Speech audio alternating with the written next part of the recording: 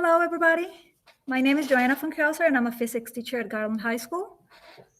I'm an innovation and instruction member with Garland ISD.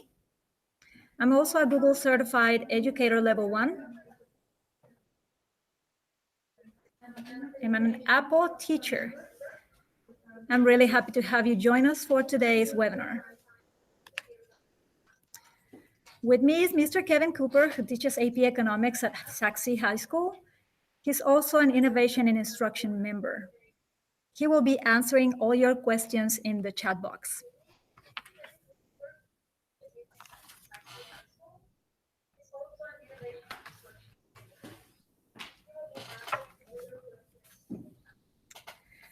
So we all know the importance of collaboration in the workspace.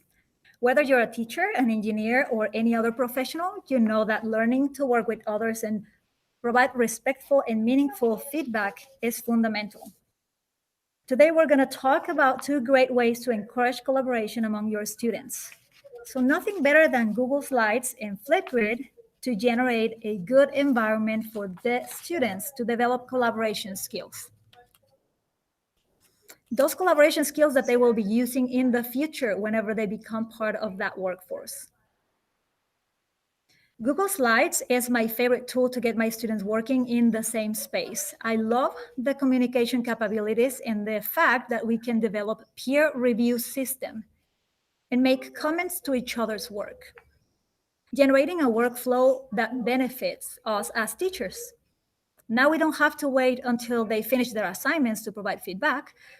You can do it as they go, and that is a very powerful tool. The second tool that we will be working with is Flipgrid. This is a website, but it's also an app that students have available in the self-service for those using iPads. Students use it to create short reflection videos, and it is recognized for amplifying students' voices and opinions in addition to be fun. For example, you can do a formative assessment on the lesson that you did recently. You can also use it to obtain an opinion or survey from a certain topic. My favorite use is for my students to create mini tutorials to explain physics problems to the rest of the class. But we will see that a little bit further ahead. In Garland High School, as well as some other high schools in GISD, all students were provided with iPads that they can use every day for every class. All our students have a device available for their use. And if you have devices in your class, a set of devices, or you can share a set of devices with some other teachers, you can also use these tools. These two apps or these two tools work across all devices, so you can use them on anything you have available, whether they are iPads, Chromebooks, or laptop computers, even in their smartphones. And that is good news because even good students forget their iPad sometimes. So if they forget their iPad for any reason, they still can participate and collaborate with the class through their cell phones. The webinar today covers two ISTE standards for students. The emphasis during this month is creative communicator. The creative communicator standard says that a student should be able to communicate effectively and express themselves creatively using different tools, styles, formats, and digital media. The second standard that we will be covering is the digital citizenship. Students should be understanding the rights and responsibilities and opportunities of living, learning, and working in an interconnected digital world. So let's start.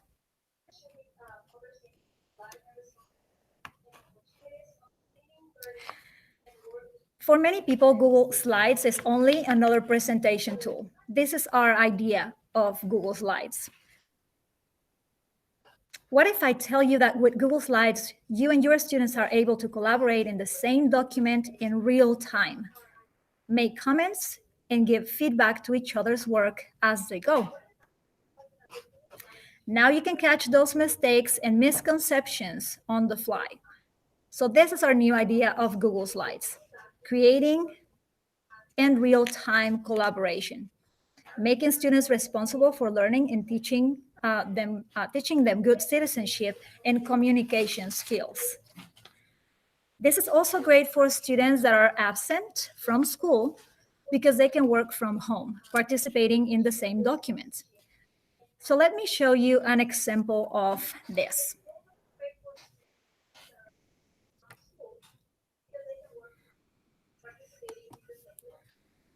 So here's an example that I have for collaborative class slides. This is my template. This is what I used just recently for a class. So the first thing that I do to set up my collaborative document is create a Google Slides deck. That is very easy. If you're doing it from your Google Drive, all you have to do is go into the new button. Hopefully it will be here soon, the new button. And all you have to do is tap or click on create a Google Slides. Once you have created your Google Slides, you can start working on it. Here. So the first slide I use to show the topic that we will be working on, and I say class collaborative slides. The second slide is always, for me, a set of instructions that will guide my students through the work. So for example, here I say, make groups of 2 students, add 1 slide for your group. You can change the background, do not change the layout. So basically I'm telling you what are the rules of the game, what they need to do for this activity, and what they need to do after they finish their activity. What I like for them to do after they finish with their work is to make comments to each other. Since this was an introductory activity, I wanted to use it to start building vocabulary. So I use a third slide to list the different concepts that students should be investigating or should be doing a little research on. I have groups of 2 students. Each group is taking one of the topics. I let them choose the topic that they want because that way they are working on what they are interested on. So that's a pretty good thing because they are having some choices when they are working. Something else that I have used before is the Freyer model. In this case, I divide my slide in 4 sections, and we have the 4 different sections again for this Freyer's model, and they work filling up those different sections. Now, once I have created my slides, we need to think about how to distribute this document. So for example, you can create a QR code for the slides deck and show it on the screen during your class. Now you have to make sure that the document is set up so that the students have editing rights. And this can be done in the following way. So you see this button here in the corner, the blue button. You can always tap on that button, click on that button. And you can have, if you have not shared this document, you need to click on get a shareable link. Once you click the shareable link, you will be looking at this view. Click right here. You're gonna have different ways, different options for sharing your document. I want to have it in such a way that everybody that can see it can edit it. If you do that, then your students will be able to modify your document and collaborate. Okay. So once you have done this, you get the link, obviously, sorry. So we can get this link, copy the link, and you can take that link into, you can take it into the QR code generator. This is a pretty cool generator. It's very simple to use. All you have to do is paste your link in this area that says website URL, and immediately it will change the QR code that is on the right.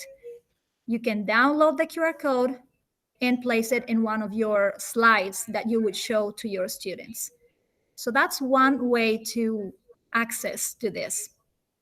The second way, and that is actually my favorite one, is to share it through Google Classroom. So if I go into Google Classroom, I have all my classes set up. I click in one of these classes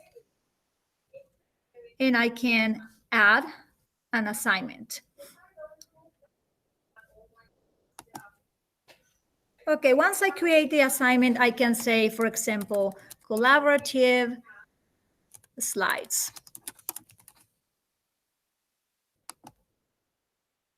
There we go, that's better.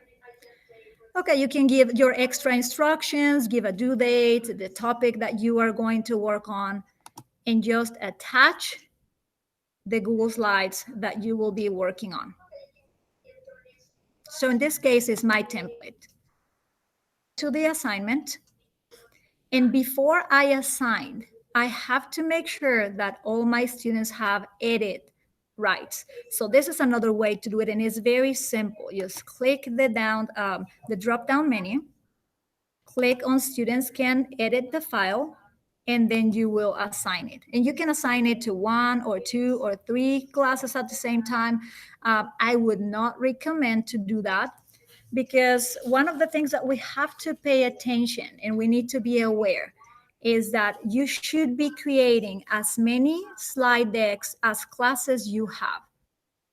And of course, keep a clean template for you so you can use it at a later time.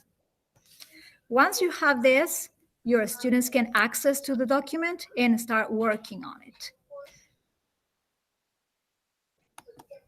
Let me show you one that I have done already with my students. So here are my instructions, then my topics, and one by one, all the students were filling up their own slide.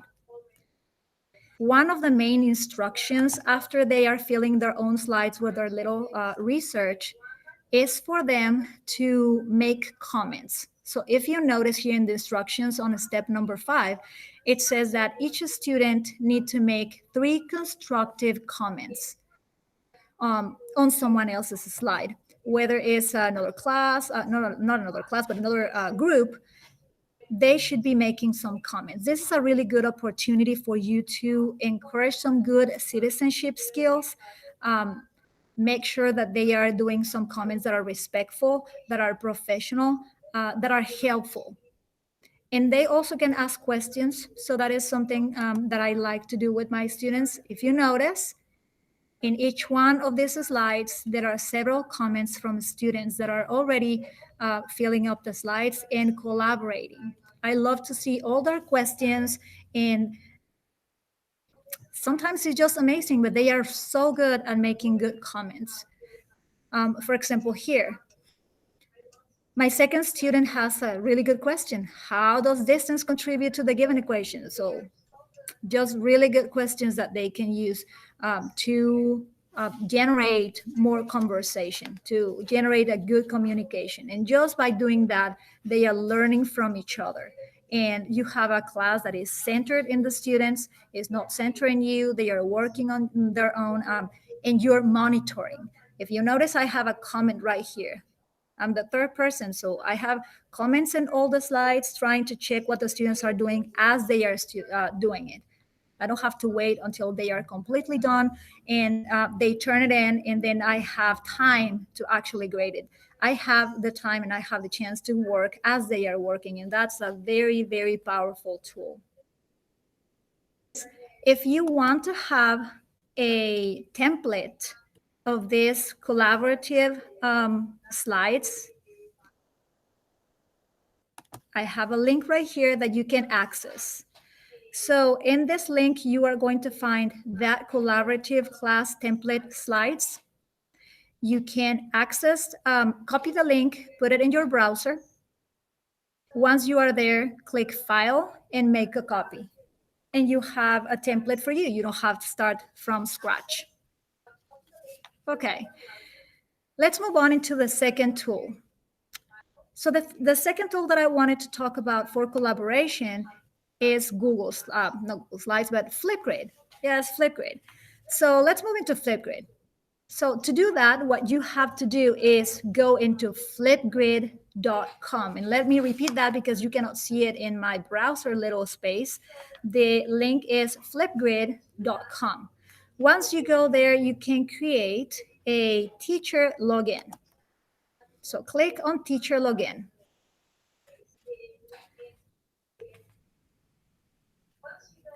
Once you are into the teacher login, if you already have an account, you can go ahead and log in. But if you don't, you can create your own account.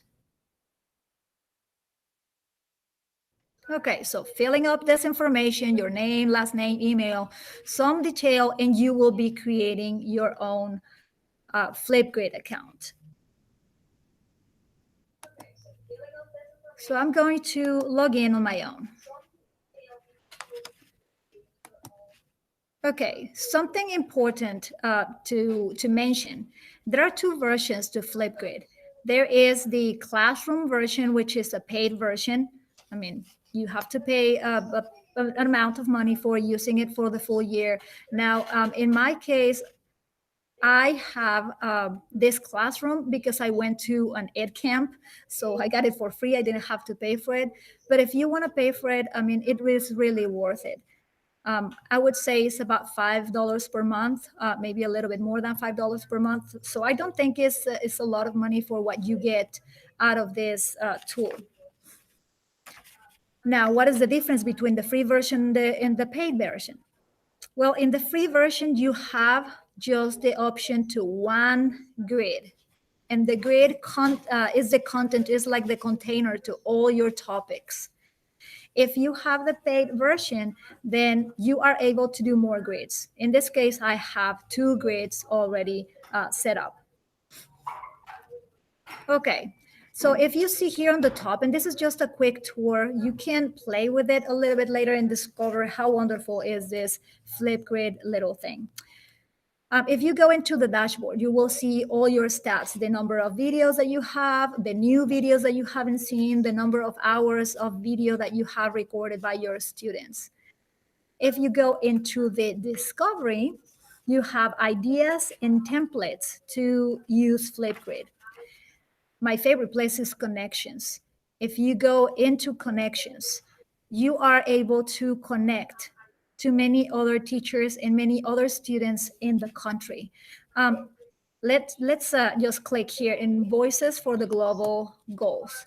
So if I go there and scroll down, I'm going to be able to visit the grid. And this grid is from somebody else in the country. It's not mine. But you can see the contribution from some other students. So you have the opportunity to actually participate in conversations that are far away from here. Your students can hear some other opinions and things that are really worth hearing. Okay, I'm gonna go back into my side because what I wanna show you is how to make your own grid in topics. So let me go back into my grids.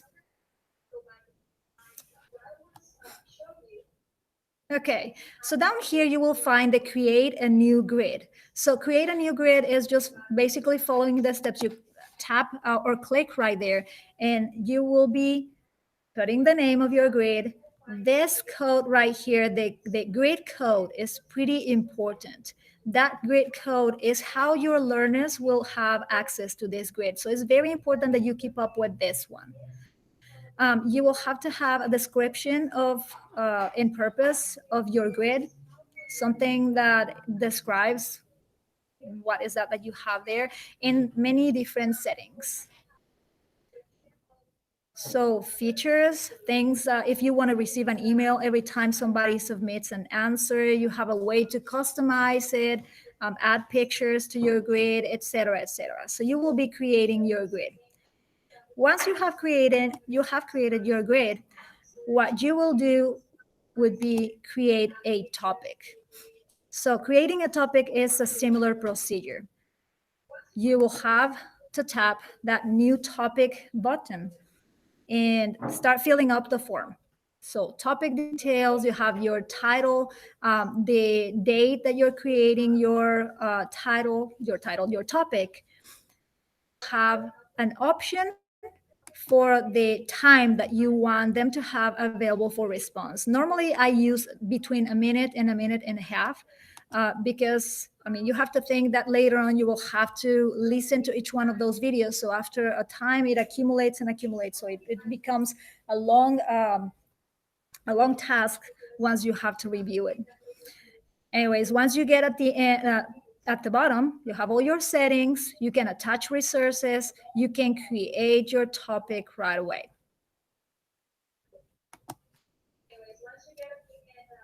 Okay. And once you have created the topic, the fun will start. Now, let's see just really quick this little menu here on the side. So the active button, you have the ability to have your topic active, to freeze it, or to just make it inactive, just make it completely dead. You also have the chance to edit the topic, view the videos, duplicate the topic, or maybe even delete it if you don't want it anymore. Anyways, here's what my students did for the final test review last semester.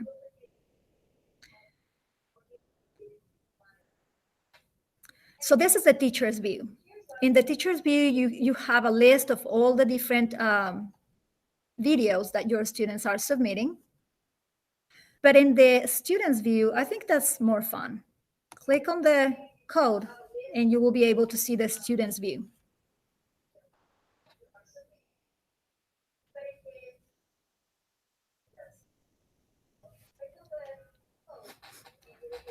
Okay, and this is where the fun starts. So all my students, what they did was recording videos of them explaining problems. And I think that's a really, really awesome way to collaborate because they can see each other's problems. And here's one of the backups, I guess, for Flipgrid. If you have the free version, you will not have or your students will not have the option to reply to the others students' videos. Whether with the paid version, they will have the option to reply. So for example, each one of these videos had been watched and replied a few times. And that's, I think, where the collaboration starts, when they are able to have that communication. So somebody posts a piece of work and somebody else has a response to that piece of work. Anyways, they will click on the plus sign. You allow the use of the microphone if you haven't done that, and then you can do your video. Hello, everybody. On this little camera right here, and it will start recording right away. And then you can answer your question. And once you answer your question, you click on the arrow that is on the right. At this point, at this point, you will review your video. You like it, you don't like it, you can re-record it. But if you like it, you can keep going. And the next step will be to take a selfie. So, hello. And this is what my students really, really love. Once they have taken that selfie picture, they can decorate it with many different things. That's where they have so much fun. I know this is not really part of collaboration, but as long as they have fun, I mean, it is really cool when they can do things and play a little bit at the same time that they are learning. So here we go. We submit our video. Great. All I have to do is complete with my name, my last name, and it's not necessary to put the email. If they want to do it, it's fine, but I never request an email. So they are complete. And that's the fun of Flipgrid. Okay, so let's go back into our presentation. Guys, if at this point you have any questions that you may want to ask, that would be great. We have awesome people here helping us in the chat box. Is there anybody? Okay, so if there are if we don't have any questions, then Please don't forget to complete your attendance form to get the PD credit. Follow us on Twitter at FunkhouserJoe and at Cooper Ed Lead. Thank you for joining us and see you next time.